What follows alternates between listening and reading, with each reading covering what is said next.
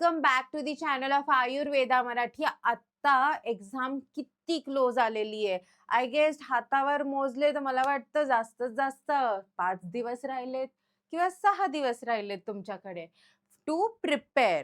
Because त्यानंतर तर तुमची फायनल टेस्टिंग होणार आहे. करेक्ट. सो आज आपण एक स्पेशल व्हिडिओ आणलेला आहे to boost your confidence in the subject रचना शारीर. आता मला माहिती आहे मॅक्झिमम जे फर्स्ट इयरचे स्टुडंट्स असतात त्यांना 2च सब्जेक्टचा त्रास असतो. पहिला संस्कृत, दुसरा रचना. मॅक्झिमम लोकांना तर संस्कृतचा त्रास असतोच. त्यासाठी आपल्याकडे आपले एक्सपर्ट्स आहेत. बट आता रचनासाठी तुम्ही असं काय इम्प्रूव्ह केलं पाहिजे ज्याच्याने तुमचा कॉन्फिडन्स बूस्ट होईल आणि एक्झाममध्ये तुम्हाला फिअर येणार नाही, ते आपण थोडेसे Q&A सेशन्समध्ये बघू.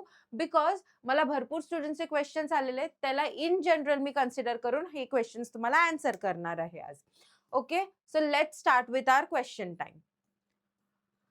सगळ्यात फर्स्ट क्वेश्चन की ma'am we are feeling stressed already. पण मी म्हणते आता तर एक्झाम एवढ्या जवळ आलेली आहे, आता स्ट्रेस घेऊन काही उपयोग आहे का?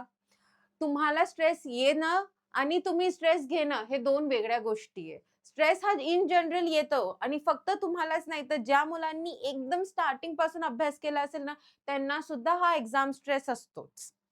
And it is nothing new, हा सगळ्यांना असतो. बट तुम्ही हा स्ट्रेस कितपर्यंत तुम्हाला अफेक्ट करून घेतायत हा एक खूप मोठा कन्सेप्ट आहे. तुम्ही जर ह्या स्ट्रेसला स्वतःवर अफेक्ट करून देत असाल, तर तुमची एक्झाम क्लिअर करणं हे थोडं अवघडाकडे जाईल. त्यापेक्षा चांगलं आहे की ह्या स्ट्रेसला आपल्या बेनिफिटमध्ये चेंज करायचंय.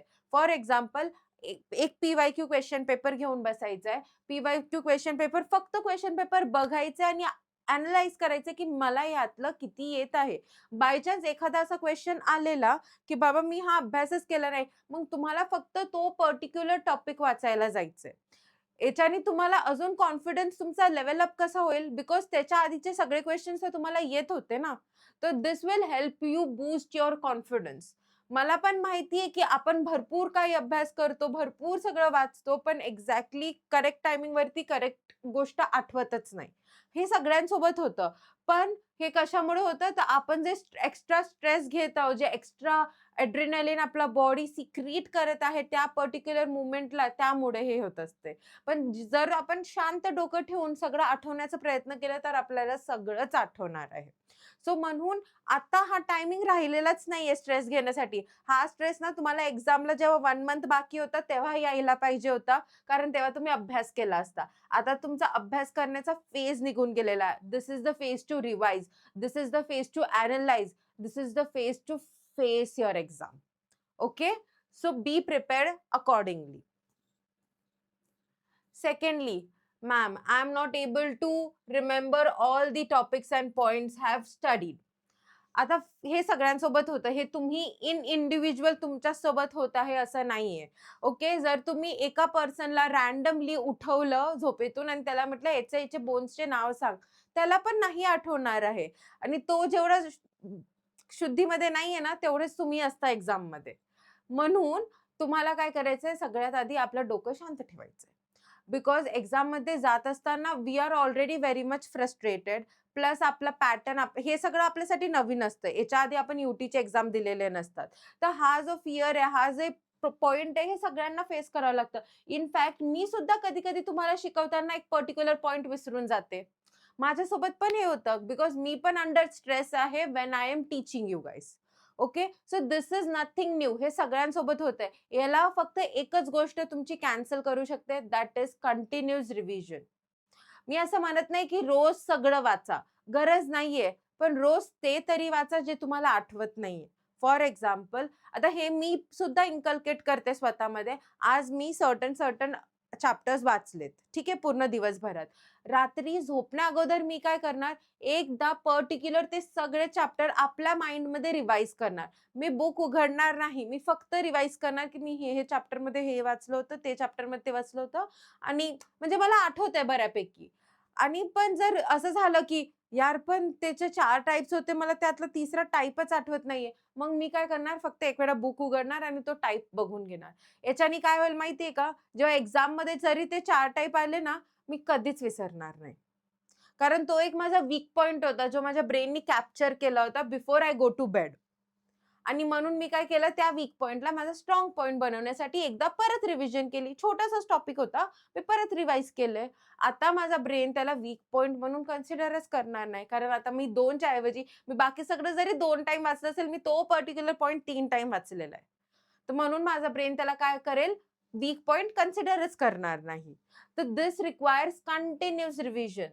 श्लोक जसे असतात तेवढंच व्हॉलेटाईल अॅनाटॉमी असते. Anatomy is one of the most volatile subjects. लगेच उडून जातो तुमच्या डोक्यातून. 2 दिवसाआधी तुम्ही ह्युमरस केलेला असेल, 4थ्या दिवशी विसरून जाणार आहे. आय एम प्रिटी शुअर मी तुम्हाला साधं आत्ता जरी मी तुम्हाला असं विचारलं की वेअर इज द अँकोनियस मसल, तुम्ही सगळे ब्लँक बसणार आहे फॉर ॲट लीस्ट 5 मिनिट्स. आणि मग हळू ज्यांनी परत परत रिवाइज केलं असेल त्यांना आठवेल की हो, अरे बापरे, आपल्या लॅटरल साईडला होतं, ह्युमरसच्या बॅक साईडला अँकोनियस मसल होती. बरोबर, बरोबर. तर हे सगळं कसं कधी होईल, जेव्हा तुमची रिव्हिजन चांगली असणार आहे. अजूनही टाईम गेला नाहीये. 5 दिवस इज मोर दॅन सफिशियंट. कमीत कमी एकदा तुमचं ऑलरेडी रीड करून झालंय, त्यानंतर ही सेकंड रिव्हिजन असणार आहे. एक्झामच्या आधी परत एक वेळा रिवाइज करून होईल. प्लस एक्झामला जाण्या अगोदर 1 तास आधी तुम्ही ते सगळं फास्ट रिव्हिजन करत असणार आहे. जवळ बघितलं तर तुमचे 3 रिव्हिजन प्लस एक एंटायर फुल पेज रीडिंग ऑलरेडी होणार आहे. सो तुम्हाला ह्या पॉइंटची स्ट्रेस घ्यायची गरज नाहीये, बिकॉज एक्झाममध्ये जेव्हा तुम्ही बसाल, आय एम प्रिटी शुअर की तुम्हाला 100% सगळं आठवणार आहे, जर तुमच्या एवढ्या रिव्हिजन झाले असणार आहेत तर. ओके. त्यानंतर, is the whole syllabus compulsory or can I skip some topics?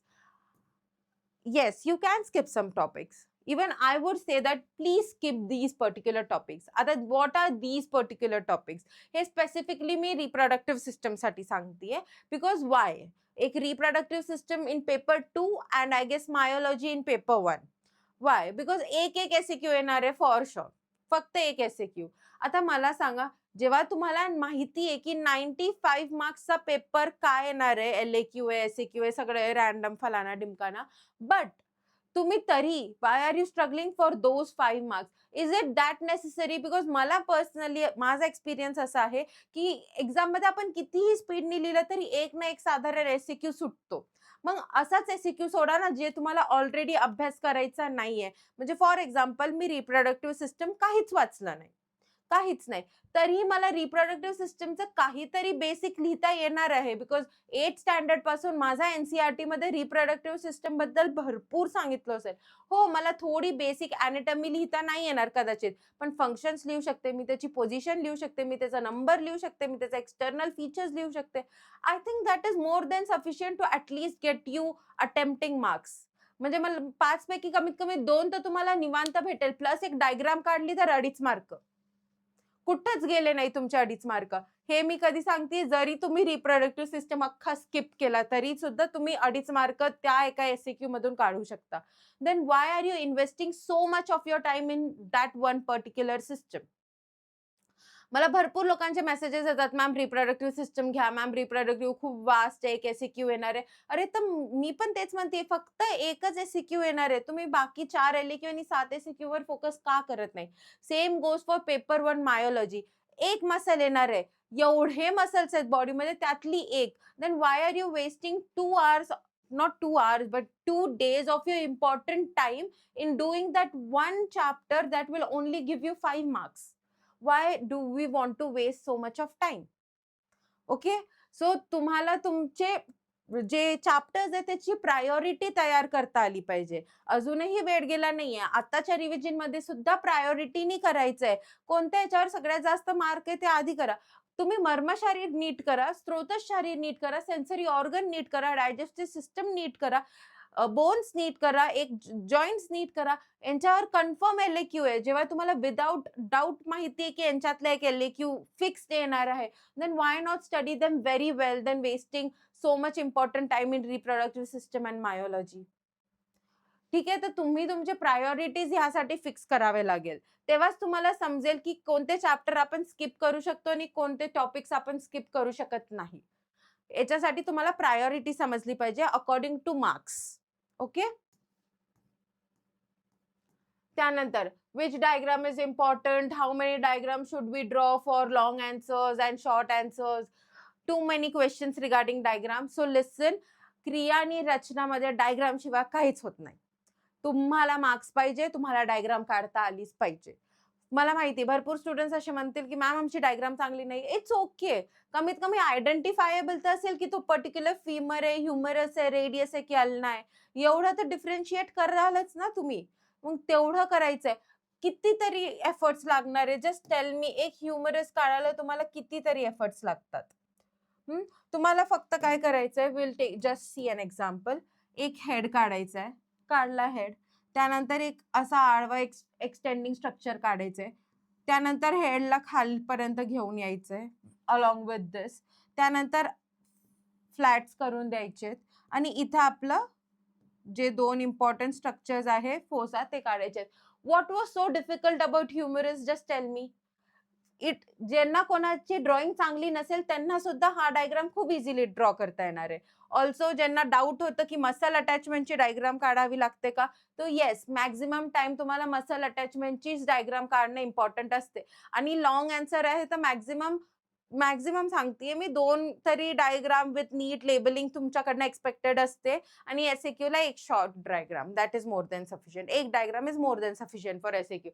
But LAQ आहे, काही वेटेज आहे, 10 मार्क आहे, तर 2 डायग्राम काढा ना. तुमच्याकडे आहे 2 डायग्राम काढण्यासारखे. जॉइंट्समध्ये एक लिगामेंट्सची काढा, एक रिलेशन्सची काढा. रिलेशन्स नसते आठवेल तर राहू द्या, फक्त लिगामेंट्सची काढा, पण ब्रीफ काढा, चांगली काढा, सिस्टमॅटिक काढा.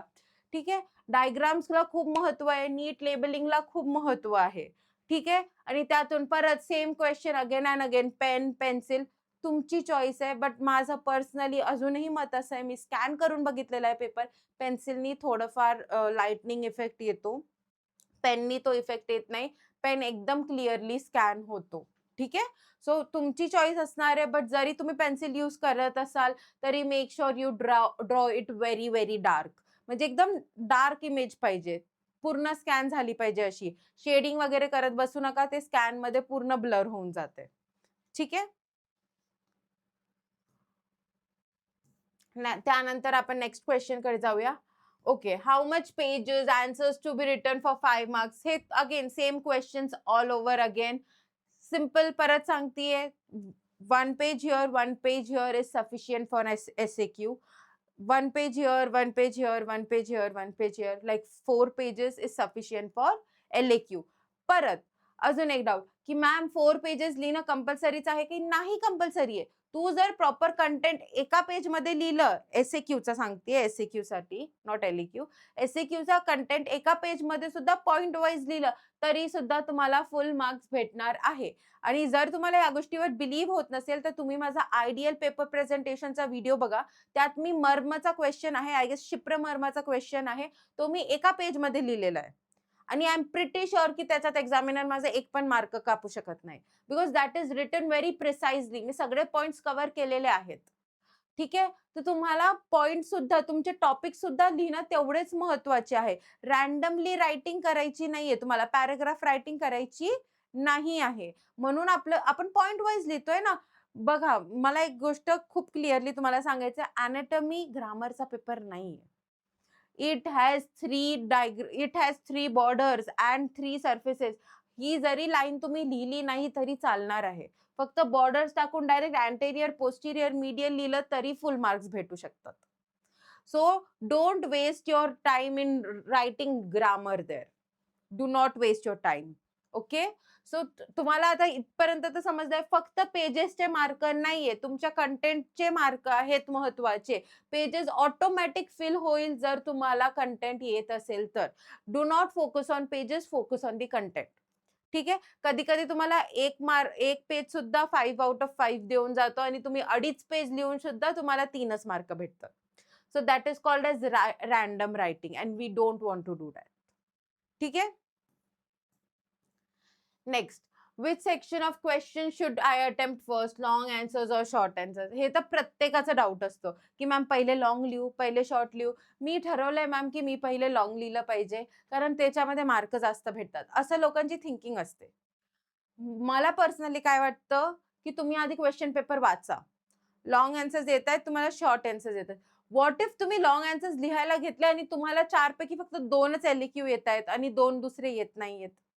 किंवा तुम्हाला येत आहेत पण तुमच्याकडे एवढा स्पेसिफिक कंटेंट नाहीये, मग तुम्हाला फेकाफेकी करायची आहे. तुमच्याकडे एवढा टाइम फेकाफेकीचा ही इनिशियल टाइममध्ये नसते.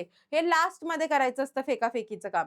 पण तुम्हाला 7 एस-ए-क्यू येत होते. पण इथं फेकाफेकी करण्याच्या चक्करमध्ये तुम्हाला ते एस-ए-क्यू कंप्लीट करता आले नाही. हे चुकीचं झालं ना. ते तर तुम्हाला नीट येत होते तरी सुद्धा. मग अशा केस सिनारिओमध्ये काय करायचं, आधी एस-ए-क्यू अटेम्प्ट करायचे. तर first thing that I would suggest, की सगळ्यात आधी तुम्हाला क्वेशन पेपर भेटतो. क्वेशन पेपर खरंच वाचा.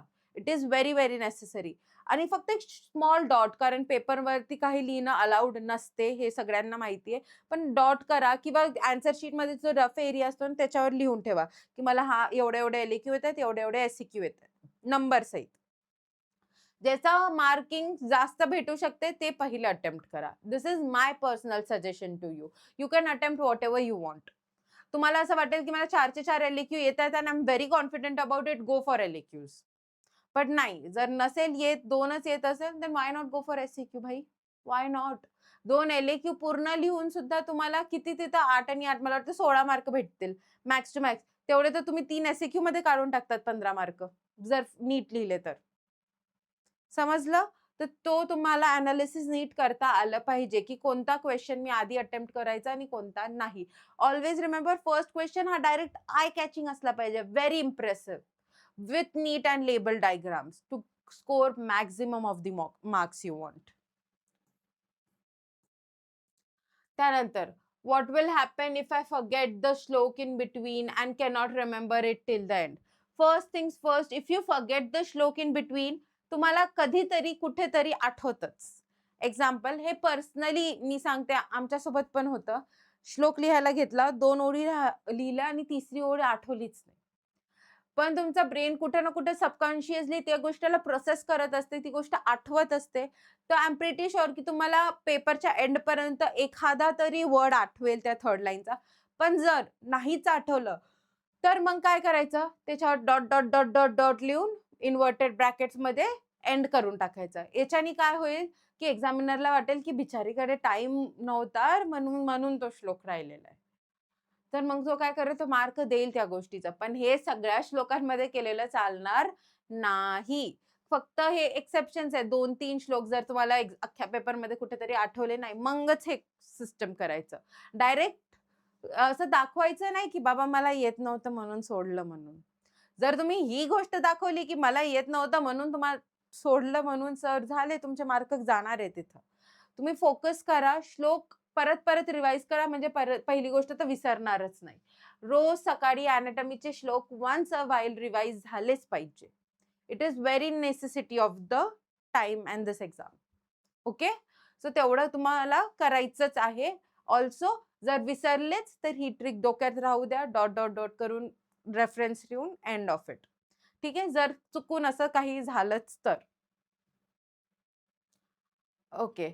Will I score very less marks if I do not write shlok? I don't think so. Shlok writing or not writing might affect half of your marks.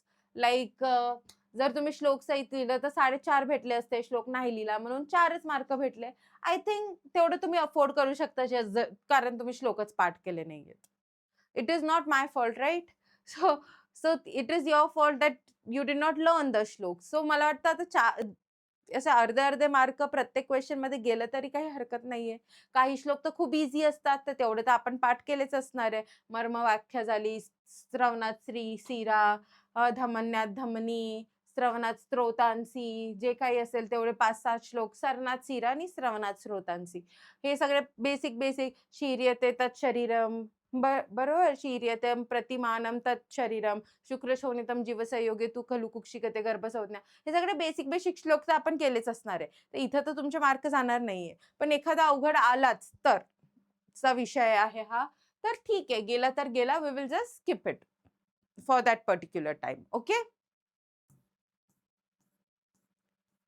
Next, I have slow writing skills. Can I still complete my paper? Now, this is a question to think of. आता पहिली गोष्ट तर जर तुमच्याकडे slow writing skills होती, तर you should have practised papers first.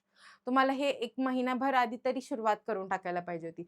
But still, if you do not do that, you still have time at least write 2 or 3 papers before writing the actual paper. But also तुम्ही एक important गोष्ट इथं करू शकता, proper time management करा. जे fixed होतं डोक्यात, जे सांगितलं होतं तेच आपण करूयात. प्रॉपर टाइम मॅनेजमेंट झालंच पाहिजे, तरच तुमचं काय असणार आहे, व्हेरी वेल प्लीजिंग आपलं होणार आहे. ठीक आहे. नेक्स्ट, आता जर तुम्हाला काहीही डाउट्स असतील ना, तुम्ही कमेंट सेक्शनमध्ये टाका. मी डेफिनेटली माझा बेस्ट ट्राय करणार आहे तुमचे डाउट सॉल्व्ह करण्याचं. आणि इथं सगळ्यात मोठा डाउट तुमचा हा आहे, की मॅम पासिंगसाठी किती मार्क लागतात? तर 50. दुसरा, की मॅम जर फेल झालो तर काय? पहिली गोष्ट, आय होप की तुम्ही कोणीच फेल होणार नाही. आणि जरी काही झालं तर we are still here, we are still standing by your side. आम्ही तुमच्याचसाठी काम करतोय आणि तुम्हाला जिथंच गरज पडली तिथं आम्ही तुमच्यासोबत अवेलेबल असणार आहे. Okay? So at the last, I would like to say thank you to all for watching the video patiently. And तुम्हाला जे काही लिंक्स हवे असतील चॅनलबद्दल, Instagramबद्दल, YouTubeबद्दल, ॲपबद्दल, ते तुम्हाला डिस्क्रिप्शन बॉक्समध्ये भेटून जाईल. Thanks for watching the video. Have a nice day and all the very best for your exams. Thank you.